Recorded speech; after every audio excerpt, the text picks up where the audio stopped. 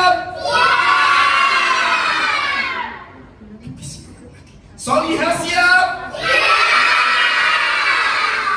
Kurang semangat. Anak salah siap? Anak salah gak konsentrasi. Yuk, siap? Sudah siap semuanya? Kalau sudah siap, yang cerita dipanggil dulu. Namanya Kak Usman. Siapa? Kok siluman? Bukan. Namanya Kak Usman. Siapa? Baik. Kita panggilkan Kak Usman. Di depan kalian Kak Usman ya. Tangannya kayak begini. Inilah dia Kak Usman. Adik-adik siap? Anak-anak siap? Mantan anak-anak siap? Anaknya mertua siap? Ibu kalian anaknya mertua. Baik, kalau sudah siap lomba jawab salam dulu. Yang jawab salam dengan semangat akan dapat hadiah dari kakak. Hadiahnya umroh gratis. Diantar sampai bandara saja.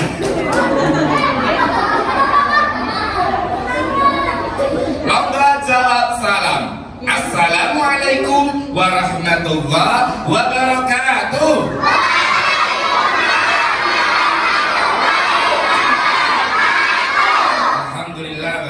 Salatu wassalamu ala rasulillah. La haula wa la quwata illa billah. Adik-adik senang di sini? Yang perempuan senang? Ya.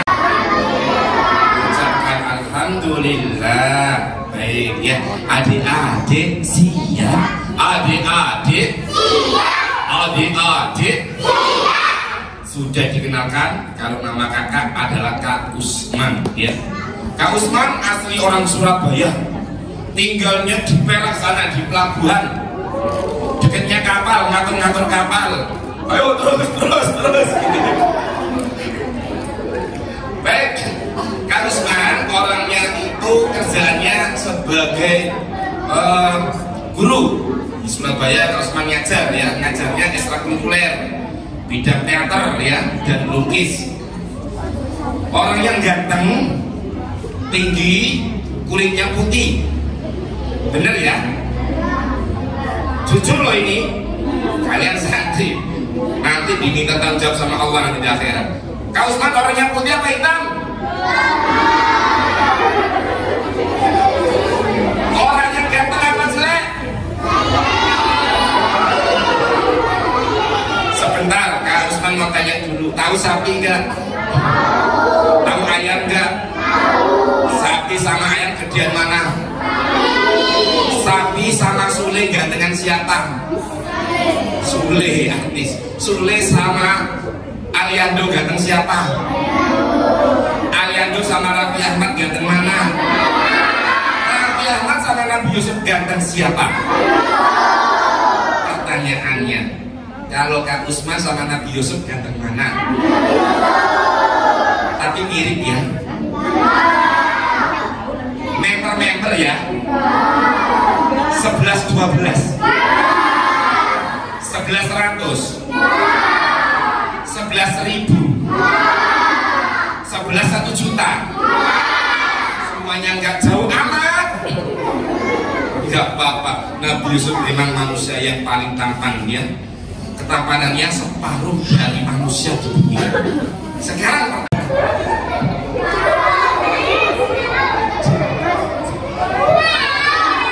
sebentar, suaranya habis, baterainya diganti dulu. Ganti baterai. Dipasang lagi.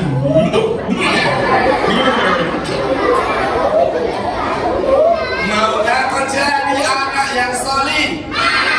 Berbakti orang tua, sayang pada saudara. Maukah menjadi anak yang solih? Tepuk anak solih.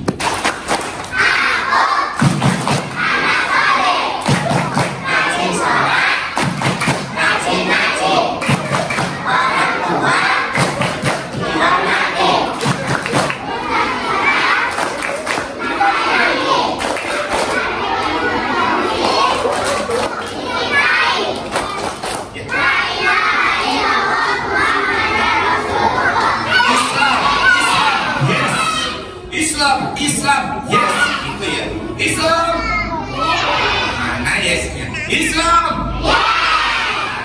Ngaji?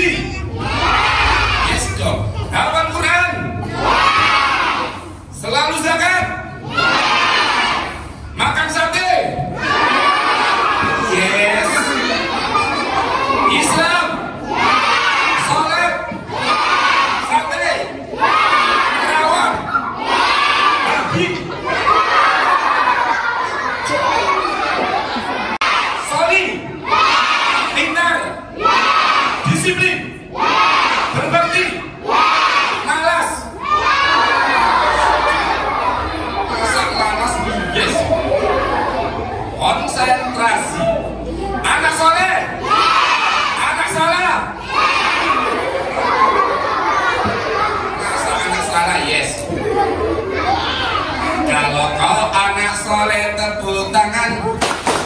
Kalau kau anak soleh jangan tepuk. Oh. Kalau kau anak salah tepuk tangan. Anak salah. Yang semangat dong. Kalau kau anak pas soleh tepuk tangan. Anak soleh.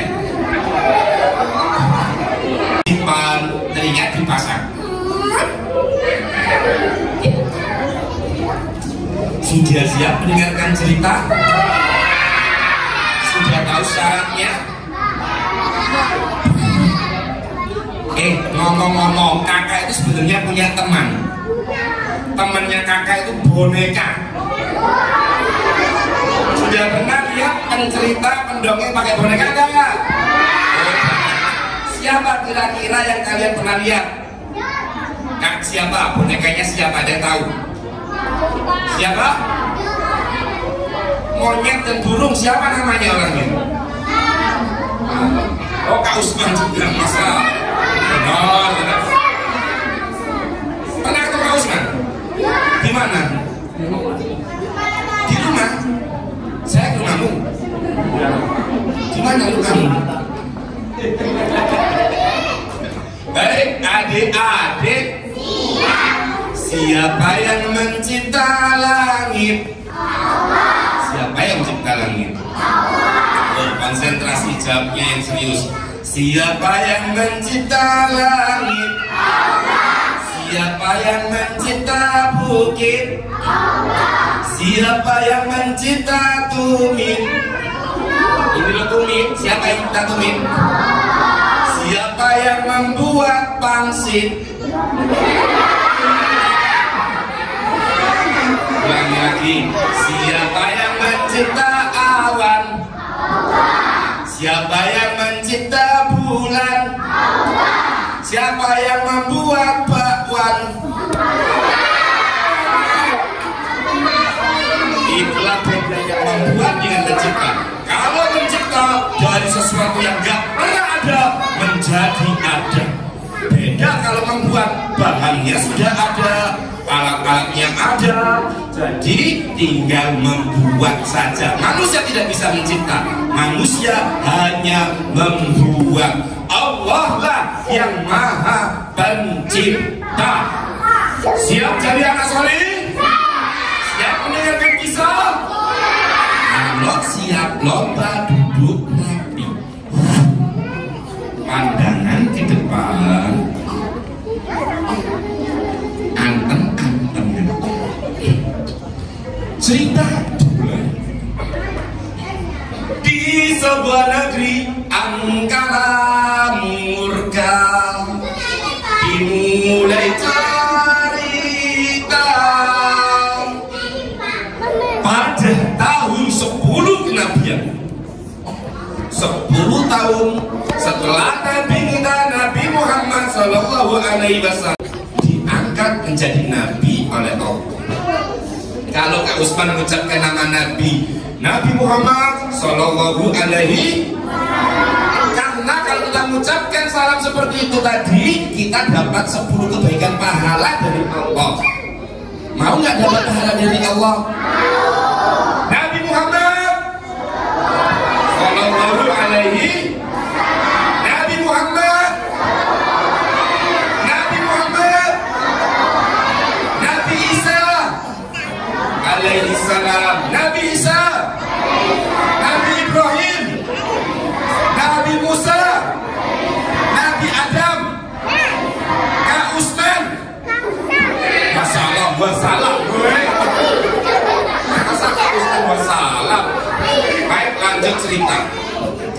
pada 10 tahun kenabian Rasulullah SAW, Nabi kita mengalami kesedihan. Apa kesedihannya, Kak?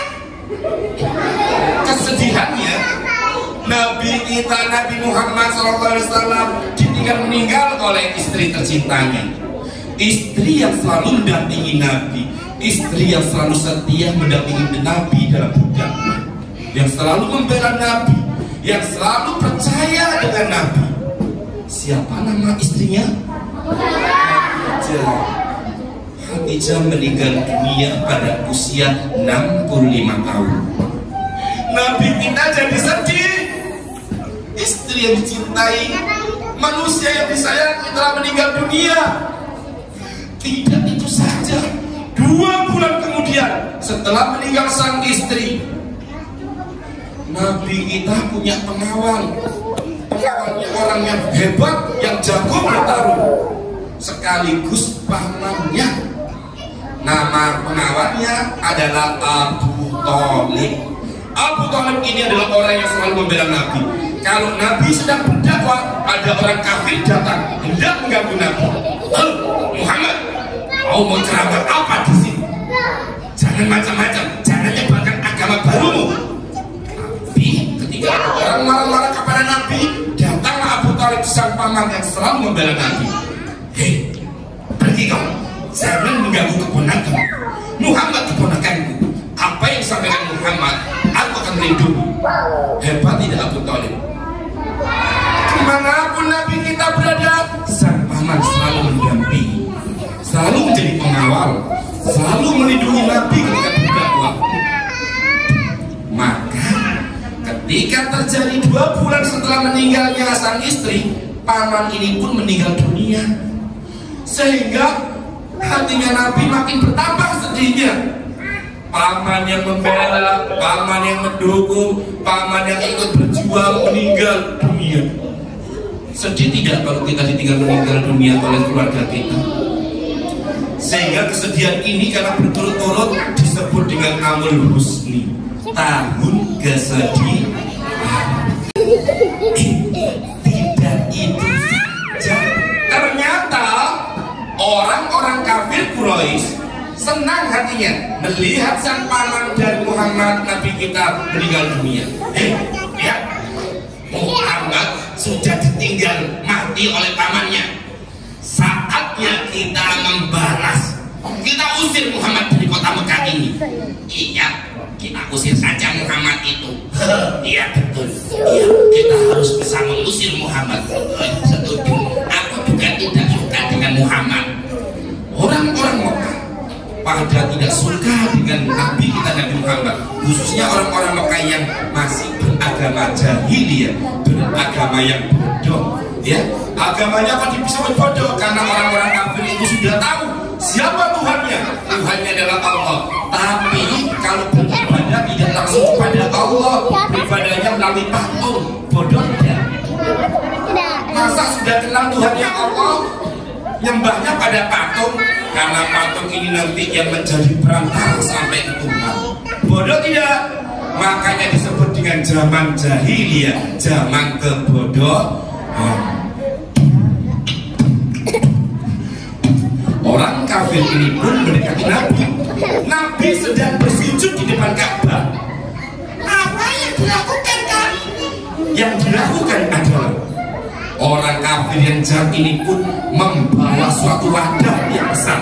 Di wadah itu ada kotoran unta, ada khususnya unta yang sudah mulai membusuk. Sudah baunya busuk, gak enak, amis lagi. Perlahan-lahan orang kafir ini pun mendekati Nabi yang sedang bersujud. Lihat, Muhammad sedang sujud. Saatnya kita balas semua. Tak suntak kabeh dan Nabi Muhammad ini. Mau dibuang dengan Nabi kita.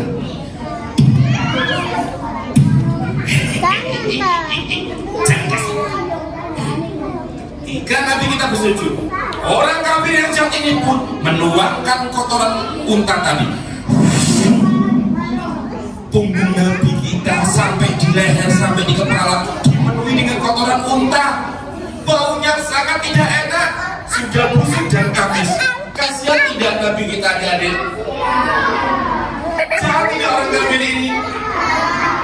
Ada nggak santri di sini yang suka teman-temannya seperti itu?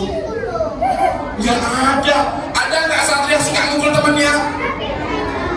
Kalau ada, cepat bertobat ya, karena kita umatnya Nabi Muhammad. Kita pantang menyakiti hati teman kita, kita pantang untuk berbuat dolim pada saudara kita, biar kita nggak sama dengan orang kafir itu tadi ya. Syukur. Lihat, tubuhmu sudah dipenuhi dengan kotoran unta. Ada usus, ada jeroan, ada tai unta.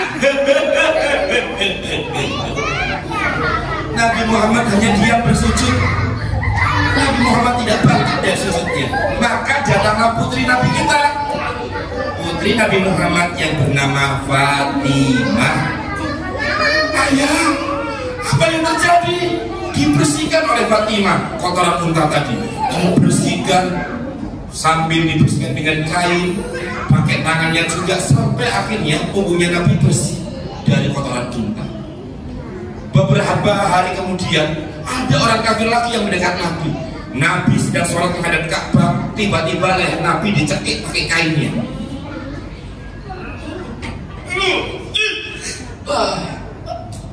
Nabi sampai tidak bisa bernafas.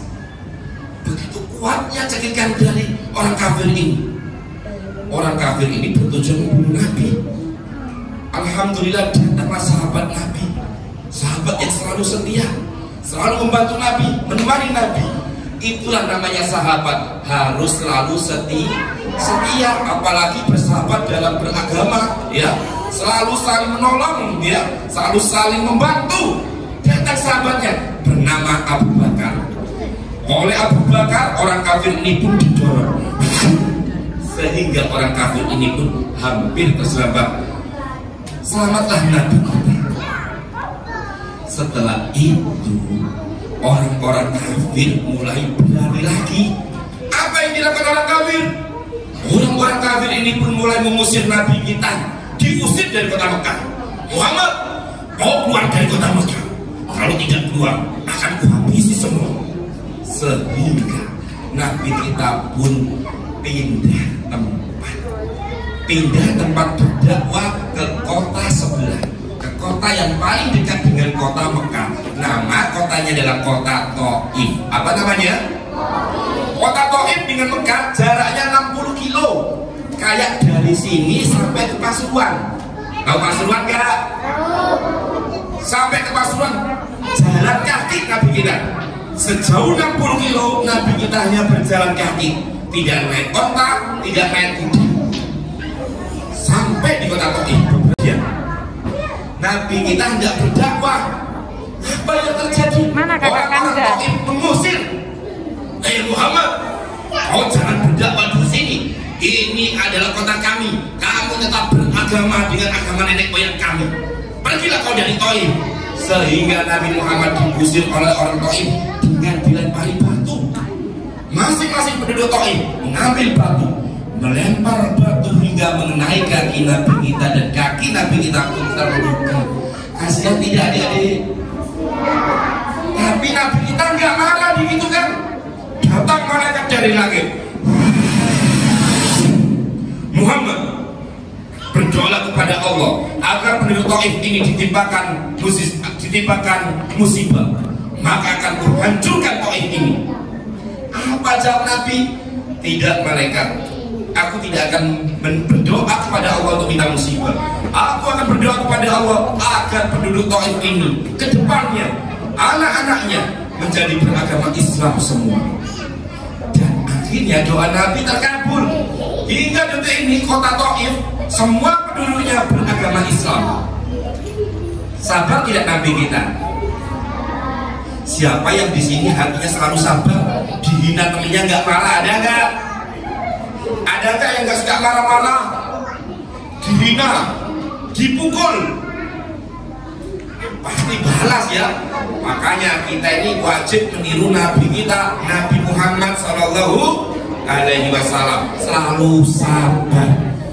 Dan setelah itu tidak lama kemudian,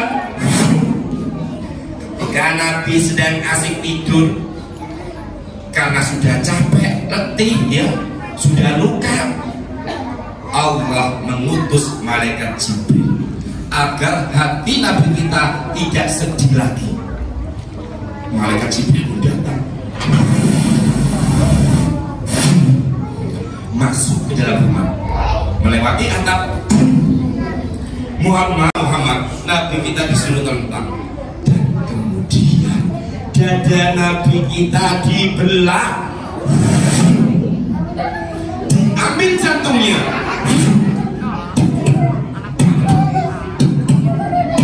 Suara apa? Suara apa? Suara mulut. Menirukan detak jantung. Jantung itu pun dicuci oleh malaikat Jibril.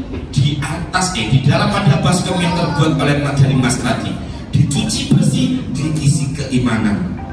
Sehingga nanti rencananya agar nanti Nabi kita, Nabi Muhammad, ketika perjalanan Isra Mi'raj, badannya kuat dan hatinya kuat menerima apapun yang dilihat nanti. Setelah itu dikembalikan lagi. Peristiwa ini adalah pembelahan yang kedua. Tahu tidak kapan terjadi pembelahan pertama dari Nabi? Waktu kapan? Waktu Nabi masih kecil, waktu masih diasuh oleh Ibu Halimah. Itu pembelahan pertama. Pembelahan kedua ketika Nabi hendak di-Isra Mi'rajkan oleh Allah. Setelah ditutup, tanpa di depan Nabi ada kendaraan yang dari langit yang sengaja dibawa oleh malaikat Jibril. Kendaraannya berbentuk kuda, warnanya putih bersayap, namanya buruk. Maka Nabi kita pun disuruh naik oleh malaikat Jibril. Naik di atas buruk. Apa yang terjadi? Buruk terbangnya cepat sekali. Mata satu kedip saja sudah sampai di negeri Palestina. Luar biasa, cepatnya luar biasa. Sampai di Palestina, turun di Masjidil Aqsa. Maka Nabi pun turun. Di sana sudah nampak ada ribuan Nabi yang menunggu Nabi Muhammad. Ribuan? Emang jumlahnya Nabi ada berapa? Jumlah Nabi yang diketahui itu ada 130.000. Banyak ya nabinya Allah ya. Hebat ya. Di sana Nabi kita, Nabi Muhammad, menjadi imam untuk beribadah kepada Allah. Semua makmumnya, pengikutnya adalah para nabi-nabi yang sudah hadir di sana. Setelah itu Nabi Muhammad didatangi oleh malaikat Jibril lagi. Malaikat Jibril datang mendekati Nabi Muhammad membawa dua minuman. Satu adalah susu dan satu adalah khamr. Khamr itu arak, minuman keras. Mau yang mana? Nabi kita memilih susu. Maka malaikat Jibril mengatakan, engkau yang pilih adalah susu, maka engkau akan dapat hidayah dari Allah dan umatmu juga mendapat hidayah. Kita nanti semoga semua dapat hidayah dari Allah. Setelah itu Nabi Muhammad diajak terbang, buruknya ditinggal. Buruknya ditinggal, gak diajak naik. Nabi Muhammad langsung terbang bersama malaikat Jibril. Tembus langit, melewati matahari, melewati planet-planet, sampai di langit pertama. Pintu langit pertama telah dibuka. Bioskop ya. Pintu teater satu telah dibuka, bukan ya. Di langit pertama, malaikat Jibril menutup pintu langit. Assalamualaikum, kata malaikat penjaga langit. Siapa di sana? Aku Jibril. Bersama siapa kau? Aku bersama manusia pilihan Allah, utusan Allah, Muhammad. Tiba-tiba langit itu pun terbuka. Di langit pertama, Nabi Muhammad bertemu dengan Nabi yang paling tinggi sekali. Tingginya 60 hasta. Misi Ustazah. 60 hasta, 30 meter. Gede kayak raksasa. Tingginya 30 meter. Nabi Muhammad melihat Nabi Adam yang dilihat Ketika menengok ke kanan, Nabi Adam tersenyum. Menengok ke kiri, Nabi Adam sedih. Bertanyalah Nabi Muhammad kepada malaikat Jibril, Jibril, kenapa Adam melihat ke kanan dia tersenyum, melihat ke kiri dia sedih? Ketahuilah Muhammad bahwa umatnya yang sebelah kanan yang dilihat adalah umatnya yang masuk surga, tapi yang dilihat sebelah kiri adalah umatnya yang disiksa di neraka. Singkat kata, Nabi Muhammad naik di langit itu. Langit kedua bertemu dengan Nabi Isa dan Nabi Yahya. Bertemu langsung dengan dua nabi. Nabi Isa dan Nabi Yahya adalah saudara sepupu. Langit ketiga bertemu dengan Nabi Yusuf, Nabi yang ganteng. Langit keempat bertemu dengan Nabi Idris alaihissalam. Nabi Idris ini Nabi yang satu-satunya Nabi meninggal di langit. Bukan meninggal di dunia, tapi meninggal di langit. Kalau pengen tahu ceritanya, kapan-kapan ceritain sama Kak Usman tentang Nabi Idris. Langit kelima bertemu dengan Nabi Harun. Nabi Harun ini adalah saudaranya Nabi Musa. Nabi Musa itu seorang nabi gak bisa ngomong dengan lancar, maka yang ngomong adalah Nabi Harun. Langit keenam bertemu dengan Nabi Musa alaihissalam. Sampailah di langit ketujuh. Jadi di langit ketujuh ada 70.000 malaikat yang sedang tawaf di atas langit. Tempat tawafnya oleh para malaikat ini diberi nama dengan Baitul Ma'mur. Apa namanya? Kalau di bumi manusia tawaf di mana? Di mana tawafnya? Kok di masjid? Di Ka'bah. Iya, di masjid Ka'bah, di masjidnya. Di masjidnya, di Ka'bah tawafnya. Tapi kalau di langit, para malaikat tawaf di Baitul Ma'mur. Ingat-ingat ya? Yang Baitul Ma'mur ada nabi yang sedang duduk, wajahnya mirip dengan Nabi Muhammad, kulitnya juga sama, rambutnya juga hampir sama. Maka Nabi Muhammad pun bertanya pada Jibril, wahai Jibril, siapakah manusia yang wajahnya mirip denganku? Satu-satunya manusia yang berkumpul dengan malaikat. Tahu tidak siapa nabi ini yang kita ceritakan di langit ketujuh? Wahai Muhammad, itu adalah kakek moyangmu, kakek buyutmu, Nabi Ibrahim alaihissalam. Sehingga Nabi Muhammad pun pertama kalinya bertemu Nabi Ibrahim di langit. Sambil ngobrol beliau ya, dan akhirnya Adik, duduk dulu sayang. Adik-adik, adik-adik, siapa yang hari ini masih semangat? Siapa yang hari ini sudah ngantuk? Ngantuk? Ngantuk. Yuk lomba duduk rapi. Anak santri duduk rapi, duduk rapi. Konsentrasi, lihat ke sini. Siapa yang duduk rapi? Sambil konsentrasi, didoakan cepat naik haji, didoakan jadi Bu Haji. Mestinya mana? Didoakan jadi Pak Haji, didoakan dicium sapi. Lomba duduk rapi.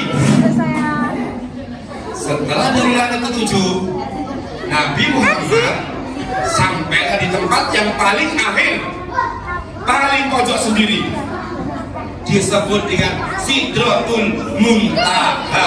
Apa artinya? Sidra itu pohon yang besar, pohon bidara yang besar sekali. Muntaha adalah tempat paling ujung, tempat yang paling pojok, tempat yang paling akhir.